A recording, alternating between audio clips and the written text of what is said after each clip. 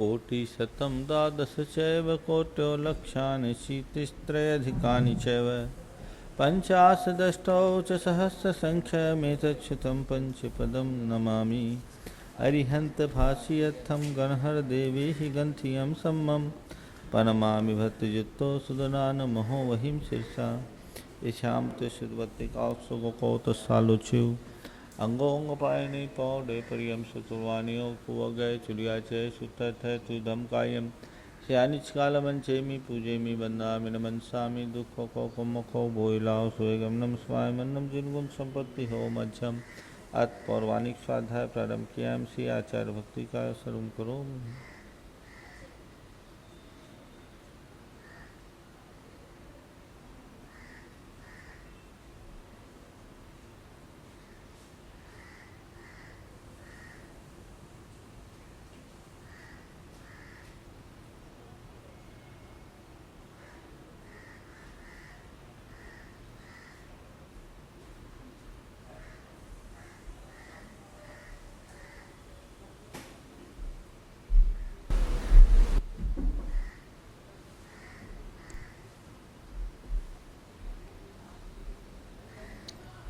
श्रुतजलधिपारिगेभ्य सपरमद्विभावना पटमतिभ्य सुचरितपोनिधिभ्यो नमो गुरुभ्यो गुणगुरुभ्य छत्तीस गुण समज्ञे पंचभिहाचार्यकरण संदर्शे शिष्यानुग्रह कुशले धम्मायरिये सदा वंदे गुरुभक्ति संयमेने तरन्ति संसार सायरं घोरं छिन्नन्ति अट्ठकम्मं जम्मन मरणं न पाविन्ति एनितं व्रतमन्त्रहोम निर्दाधानाग्निहोत्राकुला षट्कर्मावृतास्तपोधन्धना साधु क्रिया साधव शीलप्रावरणा गुणप्रहरणा संदार्कतेजोधिका मोक्षद्वारिकपाटपाठन भटा प्रीणन्त मां साधवः गुरवः पान्तु नो नित्यं ज्ञान दर्शननायका चारितार्णव गंभीरा मोक्षमार्गोपदेशका इच्छां दर्वतिका सुखकौतसालोच्यौ समनान् सन्दसं संचरितानं पंचव्याचारणमार्यानमारादिस्नानवदेशानुमोध्यानं तिर्यन पालनयानम सोसानम संस्कारम चेम पूज्यम दाम सामी दुखो मुखला सुनम सामनम जिनगुण संपत्ति हो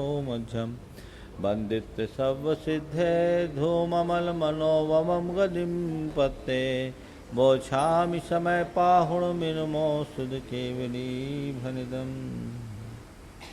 जय बोलो श्री पंच परमेष्ठी भगवान की परम पूज्य आचार्य गुरुवर श्री विद्यासागर जी महाराज की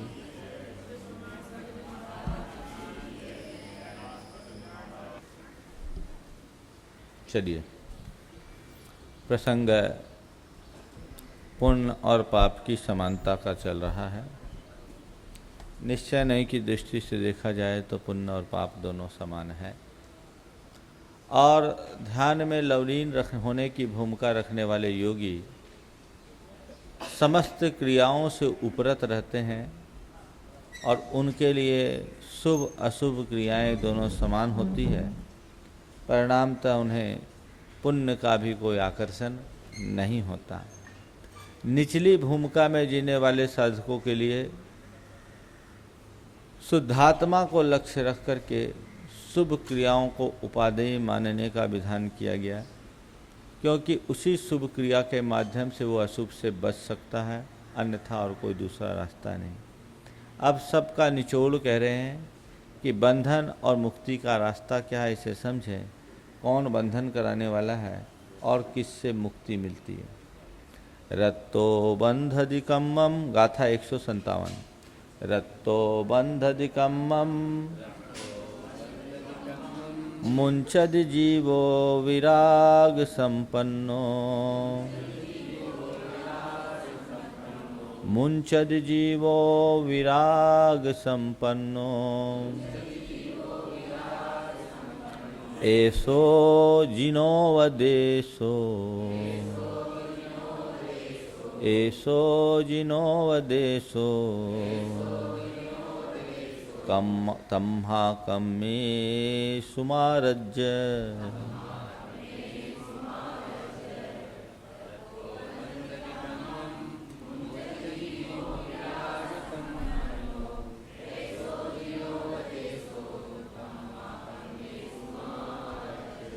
रत्तो कम्मम बंधदी।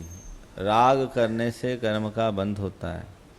विराग संपन्नो जीवो मुंचदी, और विराग से संपन्न जीव कर्म से मुक्त होता है। राग से जीव कर्म से बंधता है और विराग संपन्न जीव कर्म से मुक्त होता है। ऐसो जिनोव देशो, ऐसा जिनेंद्र भगवान का उपदेश है। तम्हा, इसलिए क्या करो, कम्मेषु, कर्मों में, शुभाशुभ कर्मों में, मां रज्य राग मत करो।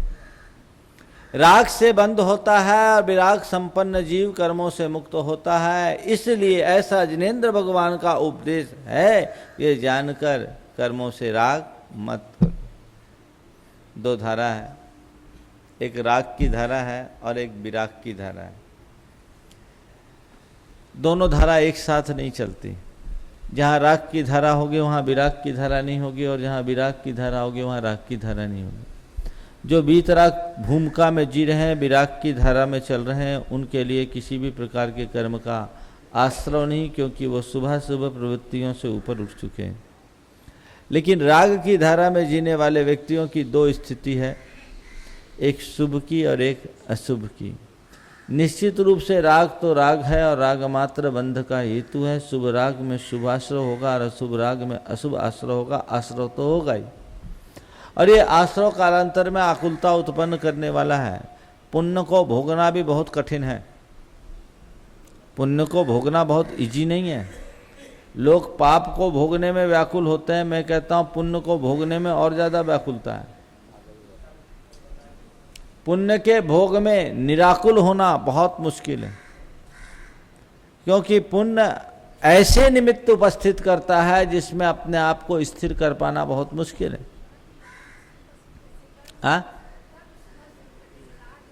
आश्रय के निमित्त से राग भी शुभ और अशुभ होगा।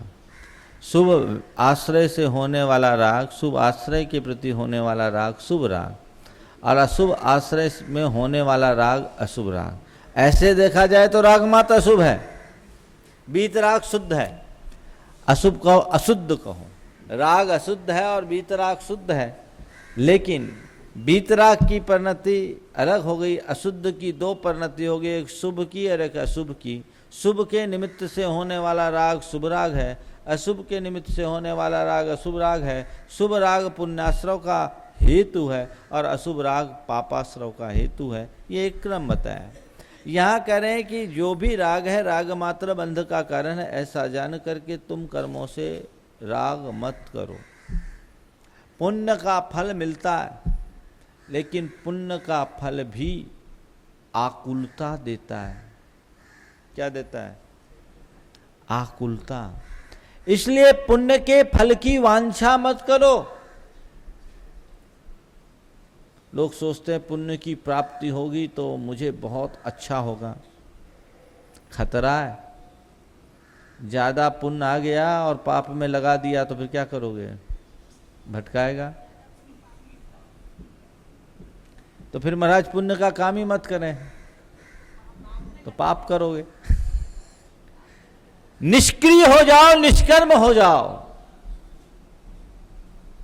वो भूमिका बहुत उच्च भूमिका है, लेकिन निचली भूमिका में भी सम्यक दृष्टि पुण्य करता भी है तो पुण्य के फल की वांछा नहीं करता। प्रवचन सार में आचार्य कुंद ने लिखा कि तुम पुण्य के लोभ में मत पड़ना। वो तो मिलेगा, उसका उपाय नहीं है। उपाय नहीं है, फल तो मिलना ही है, वो मिलेगा, लेकिन मेरा लक्ष्य नहीं है। अब बीज बोए हैं तो फसल भी उगेगी और घास फूस भी उगेगी। हम घास फूस नहीं चाहते हैं, हम फसल चाहते हैं। वो तो मिलना ही है, लेकिन वो हमारा लक्ष्य नहीं, वो हमारा टारगेट नहीं। आचार्य कुंद कहते कि तुम पुण्य के चक्कर में भी मत पड़ना, पुण्य के फल की वांछा मत करना, क्योंकि पुण्य भी बहुत खतरनाक है। क्या? पुण्य भी खतरनाक है। सुनने में अच्छा लगता है, भोगने में बहुत कठिन है।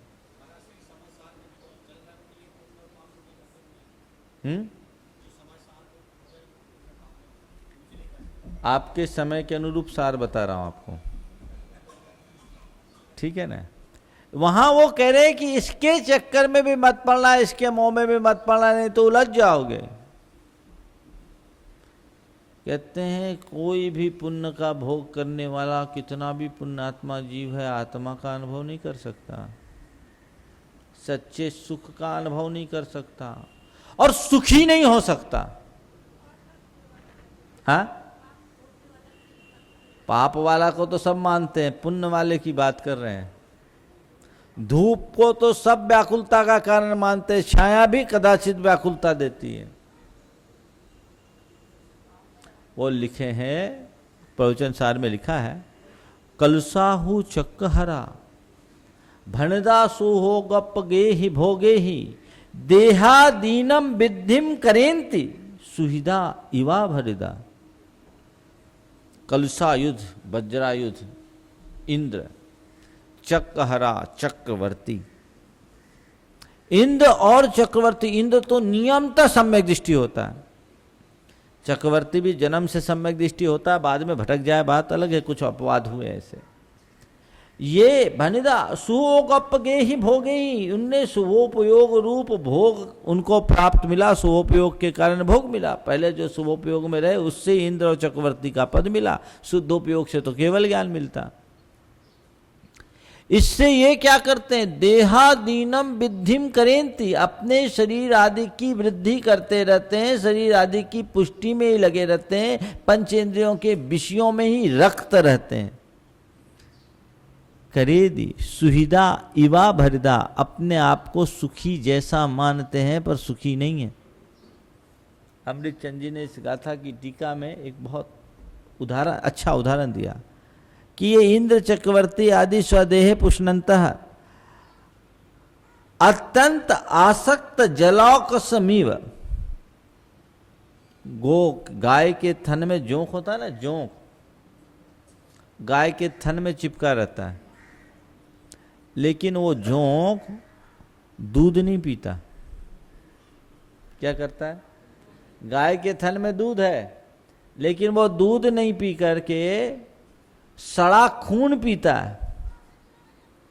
और जोंक इतना खून पीता है, इतना खून पीता है कि उसका पूरा शरीर खून के वेग से फट जाता है, लेकिन आसक्ति नहीं छूटती, मर जाता है। जोंक खून पी पी करके एकदम फूल जाएगा और बाद में फट जाएगा प्रेशर में। तो ऐसी स्थिति उनके बारे में बताई गई है जो इंद्र है और चक्रवर्ती है, अपनी आत्मा का हित ही करते हैं। इसलिए शुभ क्रियाओं का आश्रय लेना, लेकिन ये सोच करके कि इससे मुझे बहुत अच्छे फल की प्राप्ति हो, नहीं, मेरे पास कोई अल्टरनेट नहीं है, इसलिए आलम्बन ले रहा हूं, अशुभ से बचने के लिए ले रहा हूं। समझ गए। हालांकि आचार्य कुंद ने, एक मिनट, आचार्य कुंद ने एक जगह लिखा कि देख भैया, धर्म के मार्ग में चल, आत्मा में डूब सको तो बहुत अच्छी बात, लेकिन यदि आत्मा में नहीं डूब पाए तो विषयों में तो मत डूबना। आत्मा में डूब सको बहुत अच्छी बात है, आत्मा में नहीं डूब सको तो विषयों में मत डूबना। शुद्ध आत्मा का ध्यान कर सको बहुत अच्छी बात है, अगर शुद्ध आत्मा का ध्यान नहीं कर सको तो आत्मों ध्यान मत करना, धर्म ध्यान तो जरूर करना। वो लिखते हैं, वर वै तवे ही सग्गो माँ होई ईरेहि निरई गई दुखम छाया टवठियानम परिवालंतान गुरु भेयम। कि वर वै तवे ही सग्गो, व्रत और तप का आश्रय लेकर स्वर्ग जाना अच्छा है। माँ होई ईरेहि निरई गई दुखम, अव्रत और अतप से नरक जाने की अपेक्षा। अव्रत और अतप से पाप करके नरक जाने से अच्छा है कि व्रत और तप अंगीकार करके स्वर्ग जाओ। उसकी छाया है, यहीं से गया स्टोपदेश में, यहां से गया, मूल इसके आचार्य कुंद है। फिर कहते हैं, उदाहरण दिया, छाया तवठियानम, दो व्यक्ति थके, एक देखता है कि भाई हालत खराब है लेकिन आधा मील आगे पेड़ है, उस पेड़ की छाया में विश्राम करूंगा, और दूसरा कहता है कि हमारे तो बस की नहीं, अब तो हम यहीं रहे, अब बस की थोड़ी दिन ढलेगा, थोड़ी शांति मिलेगी तो आगे बढ़ेंगे। तो एक व्यक्ति छाया में विश्राम पा रहा है और एक व्यक्ति धूप में संताप सह रहा है। कौन अच्छा है? कौन अच्छा है? तो भैया पाप करके नरक की धूप सहने झेलने की अपेक्षा थोड़ा शुभ कार्य करके स्वर्ग के पेड़ की छाया में चले जाओ। बात सही है, वो मंजिल नहीं है लेकिन गुंजाइश है। धूप में तो पता ही नहीं, बेहोश हो जाओ, छाया में थोड़ी एनर्जी मिल जाए, कुछ ताकत आ जाए तो तुम आगे फिर से शक्ति प्राप्त करके अपने गंतव्य की ओर मूव कर सकते हो, जा सकते हो। समझ गए? हाँ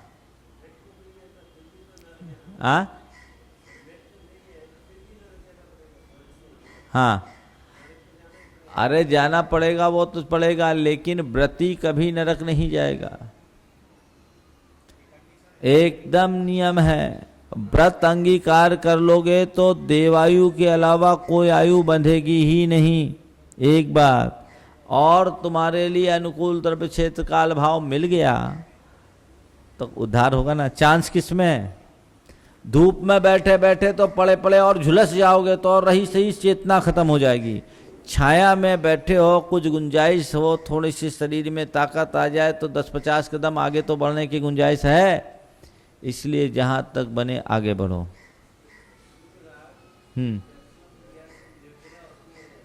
बिल्कुल होती है।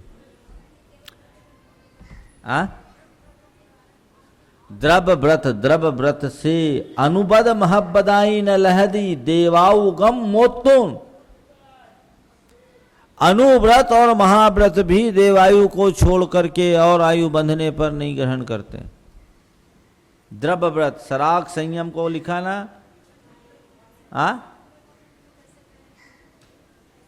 वो तिलोपनत्ति का प्रसंग दूसरा है, वहां द्रव व्रत भी नहीं है, केवल भैंस है। भैंस का नाम द्रव व्रत नहीं है। चलिए, मैं बोल रहा था, आपने पूछा क्या शुभ राग से कर्मों की निर्जरा होती है? होती है।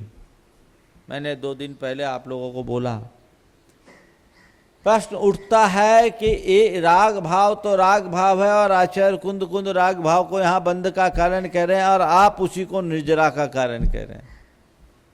भाई, जो आचार्य कुंद कुंद कह रहे हैं वही हम कह रहे हैं, हम अपनी तरफ से कुछ नहीं कह रहे हैं। आचार्य कुंद कुंद यहाँ पर किस विवक्षा से कह रहे हैं? उसकी विवक्षा से कह रहे हैं जो निरुपराग अवस्था में जाने की स्थिति है, बीतराग जब अवस्था में जाने की स्थिति में। इसलिए उसको कह रहे हैं कि तू तो रागमात से ऊपर उठ। राग बंद का कारण है, लेकिन शुभ राग से केवल बंद ही होता है ऐसा आगम का विधान नहीं है। शुभ राग से बंध के साथ साथ निर्जरा की भी उपलब्धि होती है। आचार्य वीरसेन महाराज से किसी ने पूछा कि महाराज, शुभ राग तो बंध का कारण है, शुभ भाव से तो बंद होगा। बोलते नहीं, अगर ऐसा मानोगे तो मुक्ति नहीं मिलेगी। धौला में लिखा, ध्यान से सुनना, वहां लिखते हैं, सुशुद्ध भावे ही बिना कम्मक खया भावे तक खयानुवत्ती दो। अगर तुम शुभ और शुद्ध भाव से कर्म का क्षय नहीं मानोगे तो कर्म का क्षय नहीं होगा। क्या बोला? सुशुद्ध भावे ही बिना कम्मक खया भावे तक खयानुवत्ती दो। शुभ भाव और शुद्ध भाव के द्वारा कर्म का क्षय न मानने पर कर्म का क्षय ही नहीं होगा। मतलब कर्म का क्षय 2 भावों से होता है, शुभ भाव से और शुद्ध भाव से। चलिए, हम आचार्य कुंद कुंद से ही बात करते हैं। पहले आचार्य कुंद कुंद ने कहा कि भावम तिविहि पयारम सुहासुहम शुद्धमेव नायबम असुहम च अट्ठरुद्धम सुधम्मो मुने अब्बो।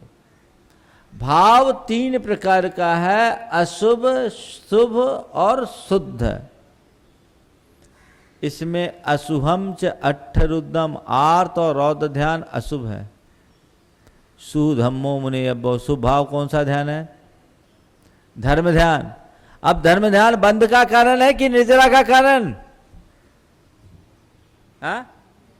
परे मोक्ष हेतु, परे में धर्म ध्यान है कि नहीं है? तो धर्म ध्यान और शुक्ल ध्यान ये दोनों मोक्ष के हेतु है। जो मोक्ष का हेतु है बंधन का हेतु कैसे होगा? समझ में नहीं आ रहा है? नहीं आ रहा है? नहीं महाराज, एक भाव से दो कार्य तो हो नहीं सकता। नहीं, ऐसा मत मानना। कतिपय ग्रंथों में ऐसा लिख दिया गया है, ये आगम के अनुकूल नहीं है। आचार्य खुद कह रहे हैं कि जो व्यक्ति शुभ भाव करता है वो शुभ, उसी शुभ भाव के प्रताप से दो कार्य हो रहे। जो मैंने परसों आचार्य पूज्यपाद का संदर्भ आप लोगों को दिया था कि तपसो अभ्युदय हेतुत्वात् कथम अस्य निर्जरांगत्वमिति चेत, कि तपस्या तो स्वर्ग का कारण है, पुण्यबंध का कारण है, वो निर्जरा का कारण कैसे बन सकता है? तो कहते हैं न एकस्यानेक कार्यारंभ दर्शनात् अग्निवत, एक ही शुभ भाव से अनेक कार्य देखे जाते हैं। जैसे एक ही अग्नि पकाती भी है, पचाती भी है, प्रकाशित भी करती है। तो एक कारण से अनेक कार्य हो सकते हैं। आचार्य कुंद के वांग्मय में देखोगे तो पूजा, भक्ति, दान आदि शुभ क्रियाओं से पुण्य के बंध और पाप की निर्जरा के अनेक उदाहरण दिए। वे कहते हैं जिनवर चरणम्बुरुहम परमंति जे परम भक्तिरायेन ते जम्म वेल्लि मूलम हनंति भर भाव सत्थेन। आचार्य कुंद की उक्ति है प्रवचन सार में आई कि जिनवर चरणम्बुरुहम परमंत जे परम भक्तिरायेन, जिनेन्द्र भगवान के चरणम्बुरुह यानी चरण कमलों को जो परम भक्ति रायेन, परम भक्ति रूप राग से परमंति प्रणाम करते हैं, वे क्या करते हैं? ते जम वेलि मूलम, वे संसार रूपी लता के मूल को हनंती, नष्ट कर देते हैं। किससे? बर भाव सत्येन, श्रेष्ठ भक्ति भाव रूपी शस्त्र के द्वारा। और कितना चाहिए? अगर संदर्भ सुनाऊं तो 1 घंटे केवल यही संदर्भ सुना सकता हूं। हमको आगे भी बढ़ना है, इसलिए ये धारणा मत रखना कि शुभ भाव से केवल पुण्य का ही बंध होता है। पुण्य का बंध तो होता ही है, लेकिन उसके साथ पाप की निर्जरा भी होती है। सम्यक दृष्टि के शुभोपयोग को इसीलिए परंपरा से मोक्ष का कारण बताया गया है। देखिए इसकी टीका। आज मैं 4-5 गाथा लेने के मूड में आया हूँ, अभी टाइम बहुत हो गया। रत्तो बंधधिकम्मम मुंचति जीवो विराग संपन्नो यस्मात् कारणात् रक्तः सनकर्माणि बधनाति। चूँकि राग करने के कारण ये जीव कर्म को बांधता है, और मुच्यते जीव कर्म जनित भावेषु विराग संपन्न, और विराग संपन्न जीव कर्म जनित पर्यायों से मुक्त हो जाता है। ऐसो जिनोदेशो तम्मा कम्मेषु मारज्य एषः प्रत्यक्षीभूतो जिनोपदेश कर्ता किम करोति उभयम कर्म बंध हेतुम न केवलम बंध हेतुम प्रतिषेध हेयम च कथयति। तस्मात् कारणात् शुभाशुभ संकल्प विकल्प रहितत्वेन स्वकीय शुद्धात्म भावनोत्पन्न निर्विकार सुखामृत रसास्वादेन तृप्तो भूत्वा शुभाशुभ कर्मणि मारज्यस्व रागम मा कुरु इति। ये सब जिनेन्द्र भगवान का उपदेश है। तो क्या करें? दोनों कर्म के बंध का हेतु है।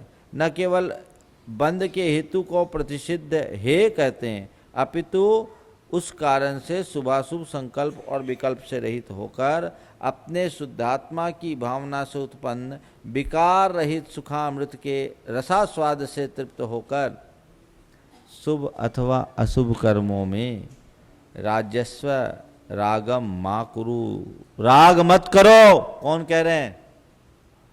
हाँ, भगवान। कौन कह रहे हैं?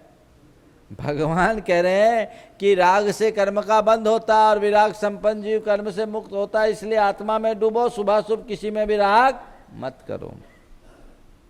एवं यद्यपि अनुपचरित असद्भूत व्यवहारेण द्रव्य पुण्य पापयोर भेदो अस्ति, यद्यपि अनुपचरित असद्भुत व्यवहार नय की दृष्टि से द्रव्य पुण्य और पाप में भेद है। अशुद्ध निश्चयेन पुनस्तद्वय जनित इंद्रिय सुख दुखियोर भेदोस्ति, और अशुद्ध निश्चय से पुण्य और पाप से उत्पन्न इंद्रिय सुख और दुख, पुण्य से इंद्रिय सुख मिलता है, पाप से दुख मिलता है, इनमें भी भेद है। लेकिन तथापि शुद्ध निश्चयेन नयेन नास्ति इति व्याख्यान मुख्यत्वेन गाथा षट्कम गतम। शुद्ध निश्चय नय की दृष्टि से पुण्य और पाप में कोई अंतर नहीं है। इस तरह से 6 गाथाएं गई। अब आगे विशुद्ध ज्ञान नामक परमात्म तत्व ही मोक्ष का कारण है। हाँ,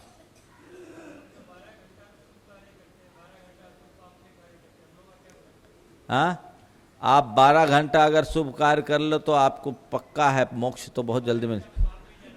12 घंटा पाप करते, पुण्य कितनी देर करते हैं बताओ ना। आधा जिसने कर लिया उसका तो बहुत काम हो गया। एक कदम भी पुण्य में रख लिए ना तो बाकी सब कदम अपने आप हो जाएंगे। हकीकत यह है कि मनुष्य के अशुभ भाव ज़्यादा होते हैं। आर्तरोध ध्यान कितनी देर होता है और धर्म ध्यान कितनी देर होता है, कैलकुलेशन करके देखो। आर्तरोध ध्यान तो बिना प्रयास के ही चलता रहता है। धर्म ध्यान करते करते भी आर्तरोध विकल्प आ जाते हैं। आर्तरोध करते हुए धर्म ध्यान नहीं होता, बड़ा ही मुश्किल है। पर घबराना नहीं। अनंत जन्मों का कर्म एक अंतर मुहूर्त में नष्ट हो सकता है।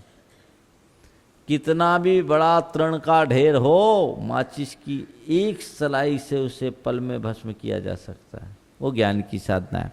आगे की जो 2 गाथाएं अभी आ रही है, 4-5 गाथाएं, ये इस समय सार के हार्द को समझने की कुंजी। आचार्य कुंद ने सम्यक दृष्टि की कुछ को कहा। समय सार का सम्यक दृष्टि कौन है, परमार्थ क्या है, तप क्या है, संयम क्या है, व्रत क्या है, आचार्य कुंद की दृष्टि से समझिए। इसे केवल आचार्य जयसेन ने खोला। शब्दों में स्पष्ट अर्थ है, दूसरे टीकाकारों ने अलग अलग तरीके से व्याख्या की, इसलिए उसमें लोग उलझ गए। और आचार्य जयसेन ने आचार्य कुंद के द्वारा उल्लिखित शब्दों का सीधा सीधा अर्थ खोला है और अर्थ स्पष्ट हो जाता है। समय सार के इस प्रसंग में आचार्य कुंद की दृष्टि में सम्यक दृष्टि वही है जो आत्मा में डूबा है। आत्मा में डूबा है सो सम्यक दृष्टि, और आत्मा से बाहर वो सब सम्यक रहित। सम्यक दृष्टि का उद्धार होता है और सम्यक से जो बहिर्भूत है उनका उद्धार नहीं होता। ऐसे लोगों के लिए क्या कह रहे हैं, आप गाथा देखिए। परमठो खलु समवो, परमठो खलु समवो, शुद्धो जो केवली मुनि नानी, शुद्धो जो केवली मुनि नानी, तम्मिठिदास हवे, तम्मिठिदास हवे, मुनिनो पावन्ति निब्बानम।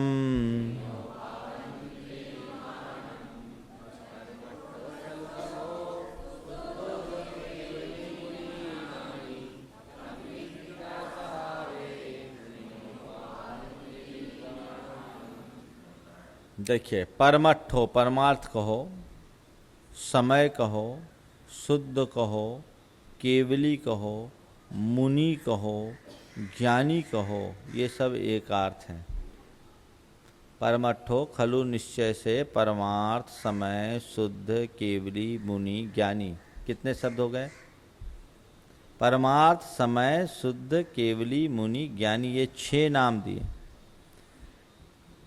ये सब स्वभाव है। तम्ही सहावे ठिदा, इस स्वभाव में जो स्थित हैं ऐसे मुनिनो मुनिजन निब्बानम पावंती, निर्वाण प्राप्त करते हैं। कौन मुनि निर्वाण प्राप्त करते हैं? जो परमार्थ, समय, शुद्ध, केवली, मुनि, ज्ञानी रूप में स्थित है। ठीक है। अब परमार्थ क्या है, समय क्या है, शुद्ध क्या है, केवली क्या है, मुनि क्या है, और ज्ञानी का स्वरूप क्या है? कहते हैं निर्विकल्प समाधि। क्या है? निर्विकल्प समाधि। ये परमार्थ है। परमार्थ को पहचान लो। क्या है परमार्थ? तो परमार्थ कहो, समय कहो, शुद्ध कहो, केवली कहो, मुनि कहो, ज्ञानी कहो, ये सब परमार्थ के पर्यायवाची शब्द हैं। इस परमार्थ रूप स्वभाव में जो मुनि स्थित होते हैं वह निर्वाण को प्राप्त होते हैं। नीचे वाले की तो भूमिका ही नहीं है, नीचे वालों की तो बात ही नहीं है। मुनि में भी सब मुनि की बात नहीं है। निर्विकल्प समाधि में जो लवलीन मुनि है वही मुनि निर्वाण का साक्षात अधिकारी है, बाकी सब परंपरा से पाने वाले। अभेद रत्नत्रय से मुक्ति होती, भेद रत्नत्रय से नहीं। इसलिए अमृतचंद जी ने तत्वार प्रवचनसार की टीका में लिख दिया, आत्मज्ञान शून्य से तत्वार श्रद्धान द्वादशांगावगम संयतत्वानाम योग पद्यम अपि अकिंचत कर्मेव इति अनुशास्ति। कि जो निर्विकल्प समाधि रूप आत्मज्ञान से शून्य है उनके लिए आत्मा का श्रद्धान, द्वादशांग का ज्ञान, शुद्ध केवलित्व और संयतत्व, इन तीनों का योगपद यानी भेद रत्नत्रय भी अकिंचित करिए। क्यों? भेद रत्नत्रय से मुक्ति नहीं मिलने वाली, ये अध्यात्म की बात है, इसको समझो। अभेद रत्नत्रय में मुक्ति मिलेगी। देखिए इसकी टीका, आचार्य क्या कहते हैं, परमर्थो खलु समो परम उत्कृष्टार्थ परमार्थ। परमार्थ का मतलब क्या? जो उत्कृष्ट अर्थ है वह परमार्थ है। वो परमार्थ क्या है? स कह, वह क्या है? परमात्मा। कौन है? परमात्मा ही परमार्थ है। लोक में सबसे उत्कृष्ट पदार्थ क्या है?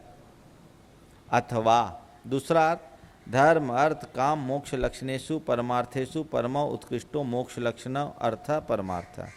अथवा परमार्थ क्या है? धर्म अर्थ काम मोक्ष, चार पुरुषार्थ है, उसमें सबसे उत्कृष्ट पुरुषार्थ कौन सा? मोक्ष। तो मोक्ष पुरुषार्थ परमार्थ है। सोपि सएव, वह भी वही है। क्या है? जो आगे आ रहा है। परमार्थ यानी परमात्मा या मोक्ष, ठीक है। अथवा मति श्रुत अवधि मना पर्यय केवल ज्ञान भेद रहितत्वेन निश्चयेन एक परमार्थो परमार्थ सोपि परमात्मा एव। अथवा मति श्रुत अवधि मना पर्यय और केवल ज्ञान के भेद से रहित होने से निश्चय से एक ही परमार्थ है, आत्मा, ठीक है। वो भी परमात्मा ही है, ठीक है। परमार्थ का मतलब क्या लिया इनने? परमात्मा, मोक्ष या परमात्मा, ठीक है। खलु स्फुटम और स्पर्श, समो दूसरा नाम दिया समय। समय का मतलब क्या? सम्यक ऐते गच्छति शुद्ध गुण पर्यायान परिणमति इति समय।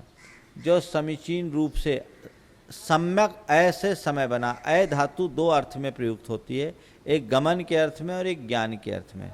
संस्कृत की जितनी भी गमनार्थक धातुएं सब ज्ञानार्थक भी होती है, समझ गए। तो ये संस्कृत के नियम के अनुसार जो अपने शुद्ध गुण पर्यायों में समीचीन रूप से परिणत हो उसका नाम समय। तो शुद्ध गुण पर्यायों में कौन परिणत होगा? शुद्ध आत्मा। अथवा समय सम्यक अय संशयादि रहितो बोधो ज्ञानम यस्य भवति स समय।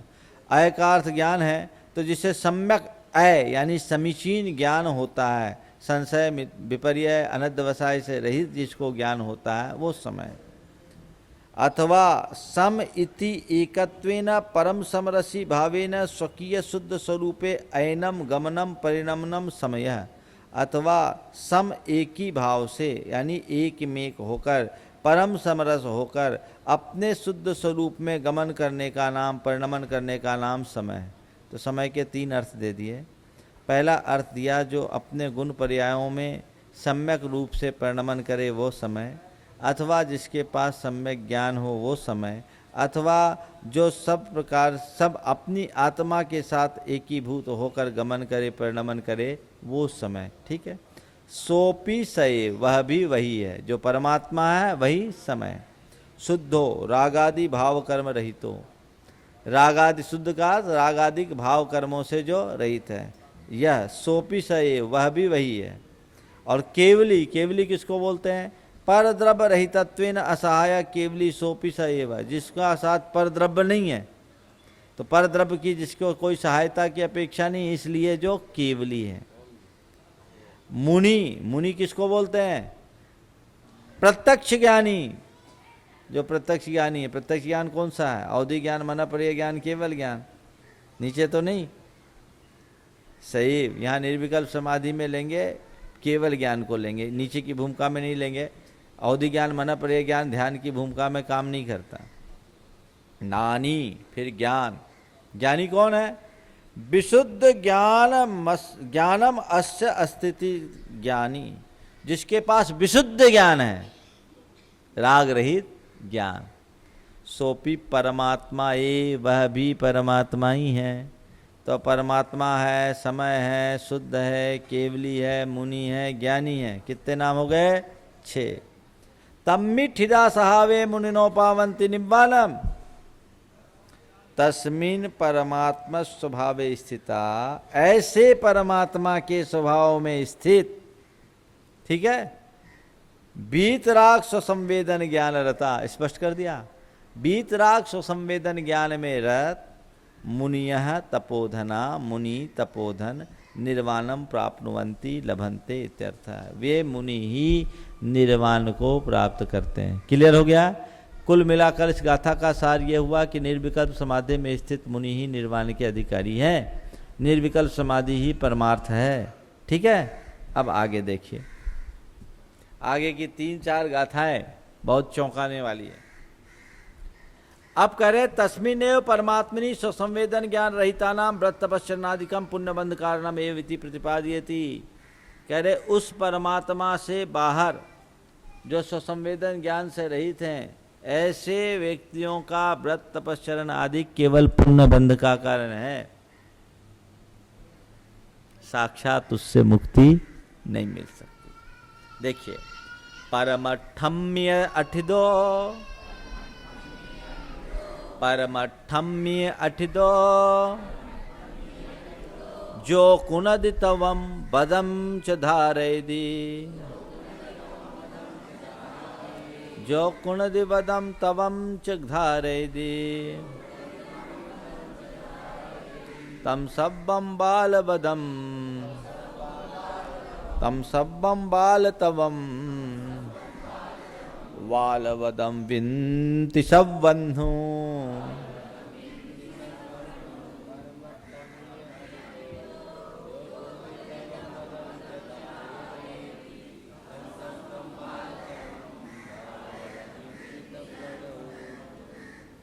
अब देखिए, हमारे यहाँ 2 शब्द रूढ़ है, बाल तप, बाल व्रत। हम आपसे पूछे बाल व्रत किसे बोलते हैं, बाल तप किसे बोलते हैं, तो क्या बोलिएगा आप? मिथ्या दृष्टि के तप को बाल तप कहते हैं, मिथ्या दृष्टि के व्रत को बाल व्रत कहते हैं। सम्यक रहित तप और व्रत बाल तप बाल व्रत है। आचार्य कुंद उसकी बात नहीं कर रहे हैं। बाल का शब्द है, अर्थ है अज्ञान। बाल का मतलब क्या है? अज्ञान। और आचार्य कुंद की दृष्टि में जो आत्मा से बाहर है सब अज्ञानी है। गाथा से अर्थ स्पष्ट हो रहा है, कहीं जाने की जरूरत नहीं है। परमठम्य अठदो, जो परमार्थ से अस्थित है, यानी परमार्थ से बाहर है। कौन परमार्थ? जो पीछे बता दिया गया। परमार्थ समय, शुद्ध, केवली, मुनि, ज्ञानी रूप स्वभाव का नाम परमार्थ है। ठीक, उससे जो अस्थिर है यानी बाहर है, ऐसा व्यक्ति जो तवम कुनदी बदम च धारयति, जो तप करता है और व्रत धारण करता है। परमार्थ से बहिर्भूत व्यक्ति जो तप करता है और व्रत धारण करता है, तम सब्बम बाल बदम बाल तपम, वह सब बाल तप है और बाल बदम बाल व्रत है। ऐसा विनती कहते हैं। कौन? आचार्य कुंद कहते हैं, मैं नहीं कहता, संवन्नु सर्वज्ञ कहते हैं। यहां निर्विकल्प समाधि से बाहर की बात कर रहे हैं। जो निर्विकल्प समाधि से बाहर आ गया वो परमार्थ से बाहर है, और परमार्थ से बाहर होकर के जो भी तप कर रहा है वो बाल तप है, और जो भी व्रत कर रहा है वो बाल व्रत है। ध्यान से सुनना, इसका मतलब ये है कि आगम की सब बात को विवक्षा के अनुसार लगाना। क्योंकि यदि बाल तप और बाल व्रत का एकांत अर्थ हम केवल मिथ्या दृष्टि के तप और व्रत को मानेंगे तो महान अनर्थ हो जाएगा।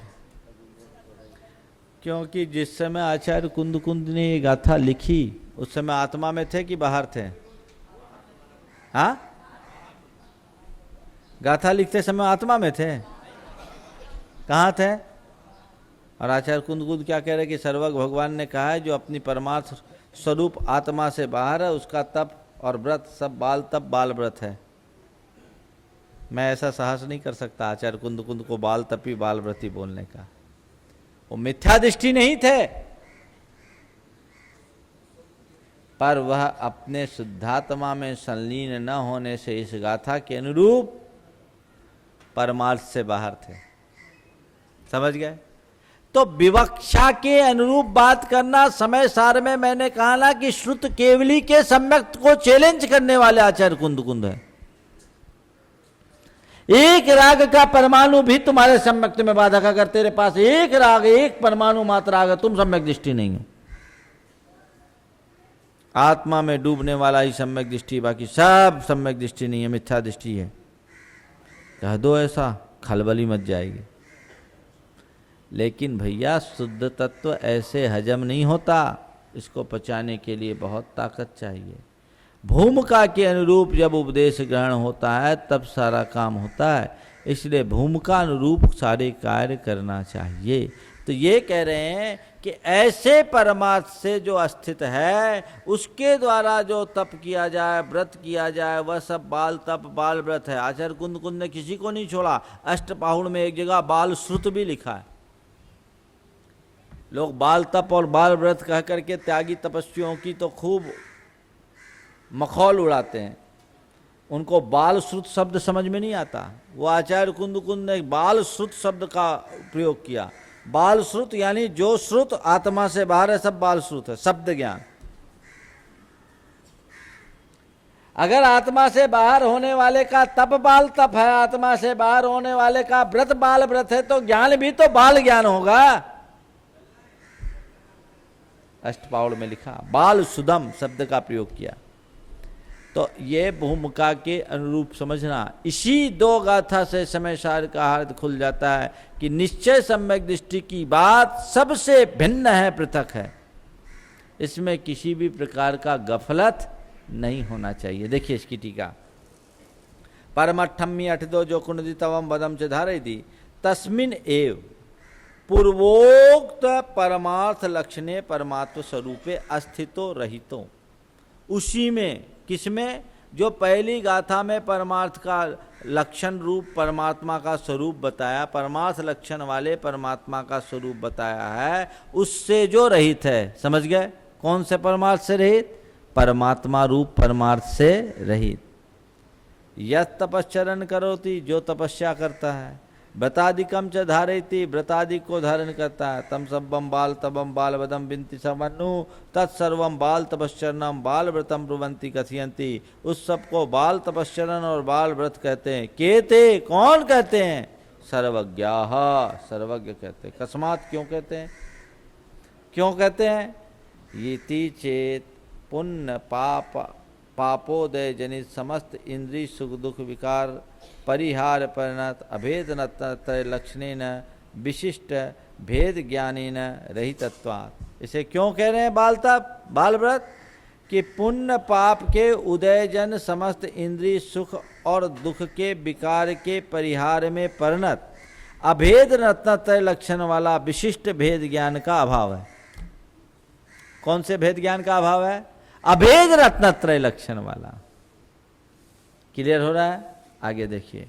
तो इसलिए कई बार लोग कहते हैं ना, अरे आत्मा का ज्ञान के बिना कोई भी तपस्या करो, व्रत अंगीकार करो, वो सब व्यर्थ है। अरे तेरा व्यर्थ क्या, जब तक आगे जाओ ऊपर भी व्यर्थ है। लेकिन सब सर्वथा व्यर्थ है नहीं है, अपेक्षा भेद से सार्थक भी है। ये साक्षात मोक्ष का हेतु नहीं होने के कारण यहाँ पर उसे अकार्यकारी कह रहे हैं, लेकिन ये सर्वथा अकार्यकारी नहीं है। आगे देखिए, बदनीमानि धरंता बदनीमानि धरंता शीलानि तहा तवं च कुर्वन्ता शीलानि तहा तवं च कुर्वन्ता परमट्ठ बाहिराजेन परमट्ठ बाहिराजेन तेन ते होन्ति अन्नानि।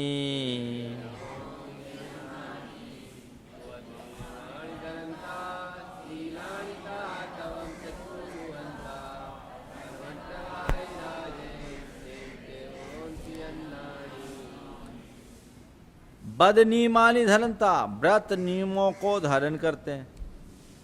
तहा शीलानि तवम च कुब्बंता, शील पालते हैं। तवम च कुब्बंता, तपस्या भी करते हैं। व्रत नियमों को धारण करते हैं, शील का पालन करते हैं, तपस्या भी करते हैं। लेकिन जैन परमठ बाहिरा, चूंकि वो परमार्थ से बाहर है, आत्मा के स्वभाव से बाहर है, आत्मा में लवलीन नहीं है, तेन इसलिए ते अन्नानी होती, वे अज्ञानी होते। क्यों दिया अज्ञानी, क्यों कह दिया? जो परमात्मा से बाहर है सो सब अज्ञानी। ये तो एक अंतर्मुहूर्त की क्रिया है ज्ञानी की, जो केवल ज्ञान उत्पन्न कर दे। इस हिसाब से विचार करो, भगवान आदिनाथ 1000 वर्ष तक तपस्या करते रहे, आत्मा में तो नहीं डूब पाए। आत्मा में डूबते तो प्रथम अंतर्मुहूर्त में ही केवल ज्ञान हो जाता। छठे सातवें गुणस्थान में 1000 साल तक झूलते रहे। समय सार के हिसाब से पूछो तो कहेंगे उतने काल तक वो अज्ञानी थे, एक अंतर्मुहूर्त में ज्ञानी हुए, केवल ज्ञान हो गया। समझ गए? बहुत ऊपर हाइट की बात की जा रही है। आचार्य कुंद के वांग्मय में जब हम सम्यक दर्शन की विवेचना करते हैं, एक दिन मैं कभी चर्चा करूंगा कि समय सार का सम्यक दर्शन क्या है, और आचार्य कुंद ने सम्यक दर्शन के संदर्भ में विभिन्न ग्रंथों में क्या क्या दृष्टियां दी है, उन्होंने स्पष्ट कर दिया है। जब प्रवृत्ति की बात आती है तो उनकी दृष्टि में सम्यक और ज्ञान की अलग व्याख्या है, और निर्वृत्ति की बात आती है तो सम्यक की यही व्याख्या है। अलग अलग भूमिका के अनुरूप। एक तरफ तो ये कहते हैं कि राग का एक परमाणु भी हमारे सम्यक्त में बाधक है, और एक तरफ वही आचार्य कुंद कहते हैं अरहंते सुभक्ति सम्मतम। जो राग के परमाणु को सम्यक्त में बाधक निरूपित करते हैं, वही राग मूलक भक्ति को सम्यक्त कह रहे हैं। विवक्षा भेद है। इसी विवक्षा को न समझ पाने के कारण लोगों ने अर्थ में अनर्थ किया है। मूल आगम को पढ़ो, मैं तो कहता हूं एक एक कंसेप्ट क्लियर होगा, कहीं नीचे जाने की जरूरत नहीं। टीका ग्रंथों को भी बाद में देखना, केवल पहले आचार्य कुंद को देखो, उनकी मूल गाथाओं को देखो। बड़ी सरल गाथाएं खुद अपना अर्थ बोलती है। अब मुश्किल ये है कि हिंदी पढ़ करके और भावार्थों को पढ़ करके ऐसे अनर्थ लोगों ने निकाल लिए कि उनका उपाय क्या है। और एक बार जो सुनते रहते रोज रोज रोज रोज रोज रोज वही बात ध्यान में आ गया, चौथा गुणस्थान हो गया ज्ञानी, शुद्धोपयोगी हो गया। हो जा भैया, ऐसे हो जाए तो क्या बात। हाँ, एक बार एक ने मुझसे कहा कि महाराज, जब सप्तम गुणस्थानवर्ती मुनि को आत्मानुभूति आप मान लेते हो तो चतुर्थ गुणस्थान वाले को क्यों नहीं मानते? पहले तो मैंने कहा कि मैं सच्चे अर्थों में शुद्ध आत्मा की अनुभूति तो एकदम यथाख्यात चारित्र में मानता हूँ। सप्तम गुणस्थान में भी जो मान्यता है वो बुद्धिपूर्वक राग छूटने की अपेक्षा है। लेकिन जो तुम्हारा तर्क है, तुम ये भी कह सकते कि जो ऊपर हो सकता है सो नीचे क्यों नहीं हो सकता, ऐसा कोई एकांत नहीं है। शिष्य गुरु के पास गया और गुरुदेव से कहा कि गुरुदेव, बहुत साल हो गए आपके पास बैठे हुए रहते हुए, आपने कहा था मैं तुझे आत्मा का अनुभव कराऊंगा, आज तक आत्मा का अनुभव नहीं हुआ। बोले बेटे देख, साधना कर। बोले जब आपको होता है तो मुझे क्यों नहीं हो सकता? जब आत्मा का अनुभव आपको हो सकता है तो मुझे क्यों नहीं हो सकता? गुरु की कुटिया नदी के किनारे थी। गुरु ने कहा ठीक है, बताता हूँ तुझे भेद। एक काम कर, 1 लोटा पानी लेकर आ। वो नदी से 1 लोटा पानी लेकर आया, और गुरु नदी से पानी लोटा भर पानी लेकर के आया। गुरु ने शिष्य को कहा कि ले इसमें नाव चला। लोटे में नाव चला। शिष्य ने कहा गुरुदेव, लोटे में नाव कैसे चलेगा? नाव तो नदी में चल सकता है। तो गुरु ने कहा जो पानी नदी में वही काम पानी नाव लोटे में है। जब नदी के पानी में नाव चल सकती है तो लोटे के पानी में नाव क्यों नहीं चल सकती? शिष्य को समझ में आ गई, और बात ये शिष्य को समझाते हुए गुरु ने कहा बस मैं यही तुझे कहना चाहता हूँ, तू अभी लोटा बना हुआ है, नदी बन, तब आत्मानुभूति की नाव चल पाएगी, और कोई दूसरा रास्ता नहीं। नदी तो बनो, अब लोटे में नाव चलाने की कोशिश है। तो सब लोटे वाले इसलिए लौट रहे हैं। हाँ हाँ, चलो आगे पूरा करना है। कहाँ थे हम लोग? बदनिमानी धरंता की त्रिगुप्त बदनिमानी धरंता शीलानी तहा तवम चकुबंता त्रिगुप्ती समाधि लक्षणाद भेद ज्ञानात बाह्या। ये कौन से भेद विज्ञान से बाहर? त्रिगुप्ती समाधि रूप लक्षण वाले भेद विज्ञान से बाहर। कौन सी? त्रिगुप्ती समाधि, नीचे की बात ही नहीं है यहां। ये ते व्रत नियमान धार्यन्तः शीलानि तपश्चरणम च कुर्वाणापि मोक्षम न लभन्ते। जब तक त्रिगुप्ती समाधि लक्षण रूप भेद विज्ञान नहीं है, आत्मा में लीनता नहीं है, तब तक व्रत नियम को धारण करते हुए शील और तपश्चरण को करते हुए भी मोक्ष को प्राप्त नहीं करते। कस्मादिति चेत, क्यों नहीं? परमट्ट बाहिरा जेन तेन ते होन्ति अन्नानि येन कारणेन पूर्वोक्त भेद ज्ञानाभावात् परमार्थ बाह्यात् ते व्रत नियमान आधार्यन्तोपि शीलानि तपश्चरण बाय तप द्रव्य रूपम अकुर्वाणा अपि मोक्षम लभन्ते। नहीं क्या येन कारणेन पूर्वोक्त भेद ज्ञानाभावात् परमार्थ बाह्या तेन कारणेन ते भवन्ति अज्ञानिन। चूंकि वो पूर्व में कहे गए भेद विज्ञान के अभाव से, भेद विज्ञान के अभाव होने से परमार्थ से बाहर है, इस कारण से वे अज्ञानी होते। अज्ञानी नाम तो कथम मोक्ष, अज्ञानियों को कभी मोक्ष नहीं हो सकता। और ये तो देखो बहुत विचित्र बात कह रहे हैं, ये तो परम समाधि लक्षण भेद ज्ञान संहिता, जो परम समाधि लक्षण वाले भेद विज्ञान से सहित हैं, ते तु वे व्रत नियमान आधार्यंत अपि, विशेष व्रत नियमों को धारण न करते हुए भी, शीलानी तपश्चरण बाह्य द्रव्य रूपम अकुर्वाणा अपि, शील और तपस्या को ना करते हुए भी मोक्षम लभन्ते, मोक्ष को प्राप्त कर जाते। भरत चक्रवर्ती ने क्या किया था? एक अंतर मुहूर्त में मोक्ष हो गया। बहुत बढ़िया मास्टर है महाराज, हमको भी यही रास्ता पकड़ना है। आगे बता रहे, खबर ले रहे, सुनो। तदपि कस्मात्, क्यों वो ऐसा क्यों पा रहे हैं? येन कारणेन पूर्वोक्त भेद ज्ञान सद्भावात् परमार्थात् अबाह्या तेन कारणेन ते च ज्ञानिनो भवन्ति। वे ज्ञानी क्यों हैं? क्योंकि निर्विकल्प समाधि में लीन होने से उनके पास भेद विज्ञान है, और भेद विज्ञान है इसलिए वो परमार्थ से बाहर नहीं है, और परमार्थ से बाहर नहीं है इसलिए ज्ञानी है। ज्ञानी नाम तो मोक्षो भवति एव इति, ज्ञानी को मोक्ष होता ही है, ये नियम है। कौन से ज्ञानी को? वीतराग भेद विज्ञानी, निर्विकल्प समाधि में लीन निश्चय ज्ञानी को। किंच विस्तर, और अब इसका विस्तार करें महाराज, ये तो बहुत गड़बड़ कर दिया, ऐसा करेंगे तो व्रत नियम को अंगीकार करने वाला तो कोई होगा ही नहीं। बोले सुनो, जिसके भीतर का राग निकलता उसका बाहर का राग अपने आप छूट जाता है। अगर बाहर का राग नहीं छूटा तो समझना भीतर का राग छूटा ही नहीं। बहुत अच्छा उदाहरण देंगे, अभी मैं इन्हीं के शब्दों में कहना चाहता हूँ। आगे देखो, व्रत नियम शील बहिरंग तपश्चरणादिकम बिनापि यदि मोक्षो भवति तर्हि संकल्प विकल्प रहितानाम विषय व्यापारे अपि पापम नास्ति। महाराज ये तो बड़ा गड़बड़ कह दिया आपने।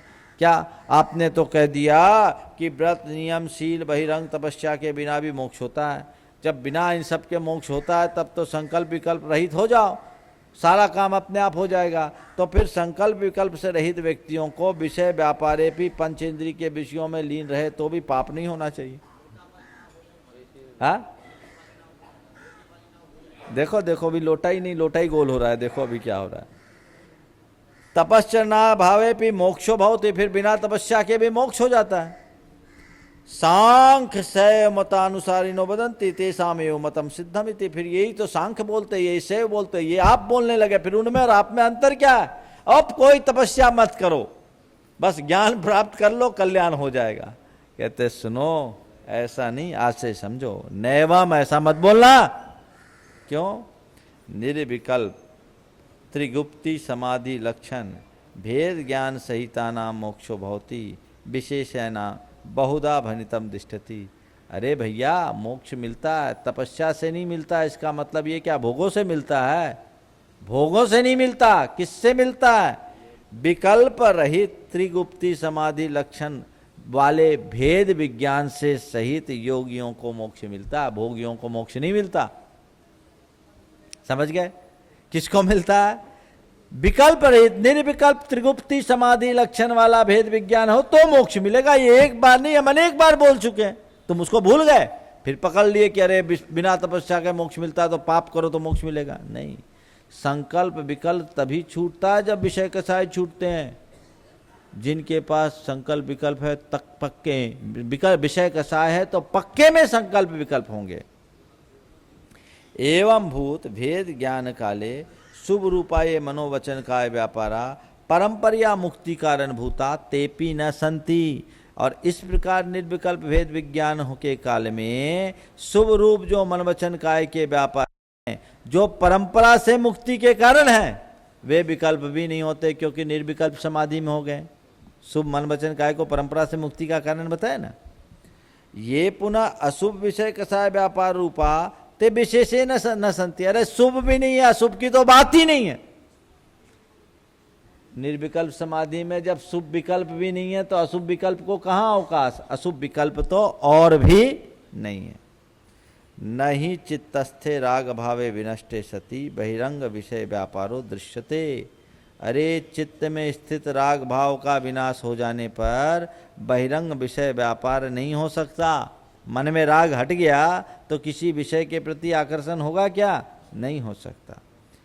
तंदुलस्य अभ्यंतरे तुषे गति सती बहिरंग तुषी। चावल होता है ना, चावल, पुराने जमाने में चावल को घर में कूटा जाता था उखली से, समझ गए? उखली। और उखल में जो चावल होता है उस चावल में ऊपर का छिलका होता है और अंदर उसकी ललाई निकलती है, ठीक है? वो ललाई को तब निकाला जाता है जब उसकी छिलके को निकाल दिया जाए। ललाई निकलेगी तभी निकलेगी जब छिलका निकलेगा।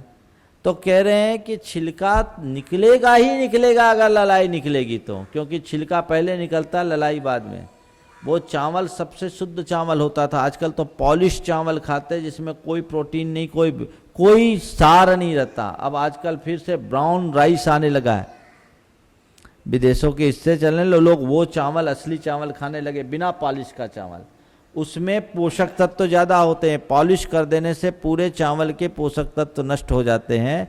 अभी हम बिहार करके आ रहे थे तो बर्धमान तरफ के राइस मिल वालों ने मुझे बताया कि महाराज टोटल एक्सपोर्ट होने लगा है ब्राउन राइस, बिना उसके पॉलिश को निकाले लोग खाने लगे। वो ज़्यादा गुणकारी चावल है और चमक के चक्कर में सब उलझ जाते हैं। खैर वो मैटर दूसरा है। मैं ये कहना चाह रहा हूँ कि चावल की ललाई कब निकलेगी? जब ऊपर का छिलका निकलेगा। ललाई नहीं हो तो छिलका रहेगा क्या? तो कहते हैं तंदुलस अभ्यंतरे तुषे गते सती बहिरंग तुष्वत। जब भीतर की ललाई गई तो पहले ही छिलका चला गया। अंदर का राग तभी जाता है जब बाहर का राग जाता है। अंदर का जिसका राग गया उसका बाहर का तो जाएगा ही, और बाहर का जिसका है उसके भीतर अंदर का पक्का है। ये तो हो सकता है कि बाहर का राग ना हो फिर भी भीतर का राग हो, ऊपर का छिलका निकल गया, अंदर की ललाई बनी रहे, ये तो संभव है। लेकिन अंदर की ललाई नहीं है तो छिलका तो रह ही नहीं सकता। क्लियर हुआ?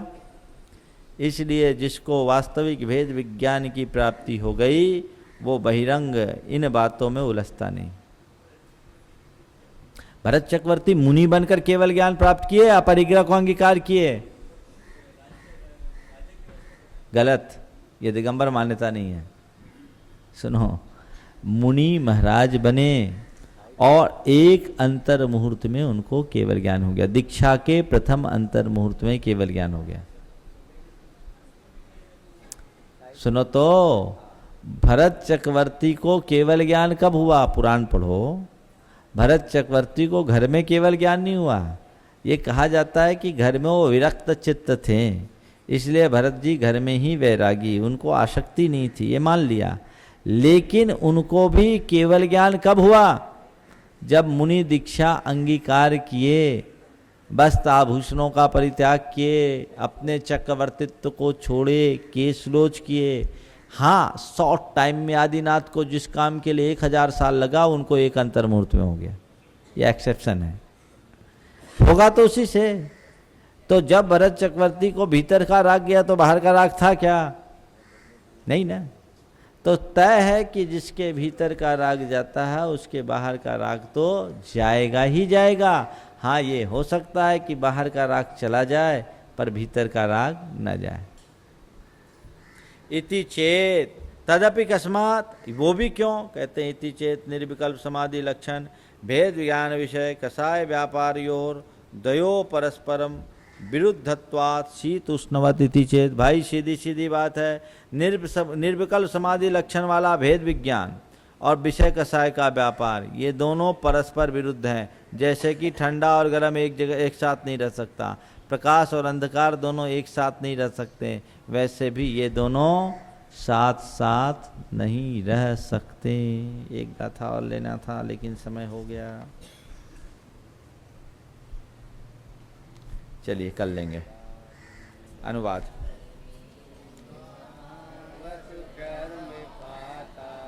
योगी विराग भव मुक्त बने प्रमाता, ऐसा जिनेश कहते शिव है विधाता।